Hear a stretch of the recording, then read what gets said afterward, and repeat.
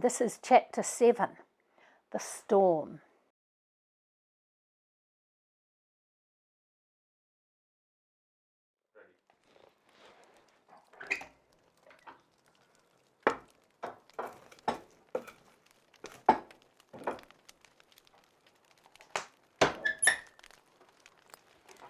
Hello and welcome back to Riverwood Cabin. I'm Rosie Boom and I'm reading to you from Where Lions Roar at Night, Book 1 in the Barn Chronicles. And this is Chapter 7, The Storm. All night long the wind and rain battered the barn. It creaked and groaned under the onslaught. Water began seeping through the cracks and pooling on the floor. Millie and Ellie helped Mum roll towels and pack them by the windows. Josiah and Kate moved the furniture in from the walls and rolled up the carpet. They peered out into the wild darkness and waited for lightning to light up the sky.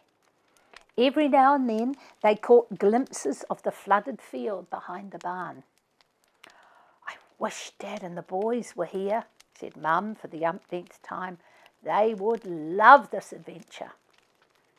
Lightning flashed across the sky and Ellie counted 1, 2. Thunder cracked above them and they all jumped. "It's getting close now," she said. "I wonder when the rain will stop." Morning arrived late, delayed by the heavy black clouds and the deluge of rain. The storm showed no signs of abating. "Come and look at this," shouted Kate. Everyone ran to the kitchen window and looked out. A surging torrent raced across from the flooded back meadow into the swirling brown river that now surrounded the island. "We've got an island!" yelled Millie. "We sure have," said Josiah. "But soon we're not going to have a tent." Mum groaned. Half the tent hung limp and sodden, while the other half flapped crazily in the wind.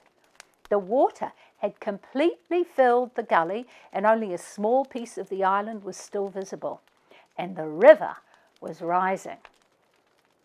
"I'm going to go and rescue it," said Josiah.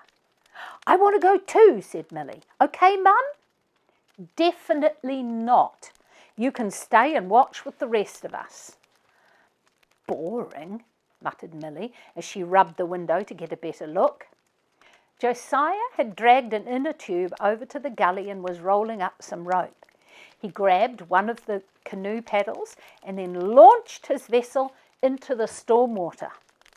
With a quick jump, he knelt on the edge, balancing precariously as it rocked and rolled in the fast-flowing water. It quickly took him further around the island than he'd expected. "He's going to end up right where the blackberry patch is," groaned Mum. "And he's got bare feet." They watched as he poled and paddled the tyre closer and closer to the island. At last he reached the top of the island and leaped off. "Ouch!" grimaced Ellie as they saw Josiah quickly leap back on the tyre and look at his feet. He began poling the tyre further around and then tried again to disembark. "Yay!" cheered his audience as they watched him pull the inner tube up onto the small area of dry ground. He couldn't have heard them over the noise of the storm, but he turned and gave them the thumbs up. It didn't take him long to pack up the tent. He rolled it up around its poles and roped it onto the tyre. Then he dragged the inner tube up to the far end of the island and launched it into the raging river. It bucked and surged and spun like a crazy horse. Joe rode it, kneeling on the sides, holding onto the rope and occasionally trying to pole it towards the bank. "He looks like Huckleberry Finn," laughed Millie. But Mum wasn't laughing. She watched her son battle the water and didn't look away until he had finally managed to bring his vessel into the bank. Josiah's eyes were gleaming when he reached the barn. He pushed his dripping hair back from his face and then shook it like a dog. That was so much fun. I'm going to get the canoe out and have a paddle in the back paddock. The girls didn't say anything, but sprinted into their rooms to get their togs on.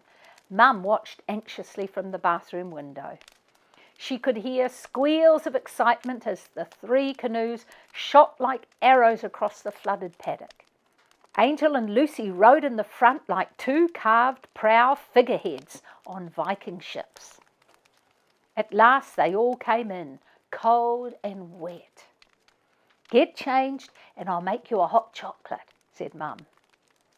Just then the phone jangled and she ran to get it. She took it into her bedroom where the rain wasn't quite so loud. When she finally got off, she called the children together. That was Grandpa. He said they're predicting lots more rain, that it could well turn out to be a 100-year flood. Apparently the shops downtown have all been evacuated and the fire trucks are here in our road evacuating people. He wants us to come up and stay with them tonight. They feel a bit worried about us down here without Chris around. "Let's not go," said Millie. "I want to stay here and see what happens." "We should go for a ride down the road and see what's happening elsewhere," suggested Kate. They climbed into the Jeep and set off down the drive, water splashing up the sides of the vehicle. When they reached the end of the long drive, they stared in disbelief. All the fences had disappeared underwater. The paddocks had become lakes, filled with swiftly flowing muddy water. Cattle huddled in desolate groups on the hillsides. Josiah let out a low whistle. "Look at that house. Another few inches and it'll be flooded." Mum turned the car onto the road and drove slowly, the windscreen wipers slapping furiously. She stopped the Jeep when they came to the bridge. Dirty water foamed over the top as the river raced past on its crazy ride. "Another 10 minutes and you won't be able to get through here," said Mum. She turned around and drove up the other way towards G&G's. Water gushed across the road and streamed behind them as they made their way along. "Dad and the boys aren't going to believe this," exclaimed Kate as she took some video footage. They turned the corner and Mum pulled over to the side. "Have a look at this, kids." They peered through the windscreen. At the corner of Wood Road, a raging torrent surged across the road and plunged down a metre-high drop on the other side. As far as they could see up the side road, floodwaters raced towards them, hiding the road completely. They watched as a large Land Cruiser cautiously entered the torrent from the other side. The water rose higher and higher above the wheels, washing up the front of the vehicle and sloshing across the bonnet. "Way to go!" yelled Millie when it finally got through and past them. "Come on, Mum, let's go through it." "No way," said Mum. "We might be swept away."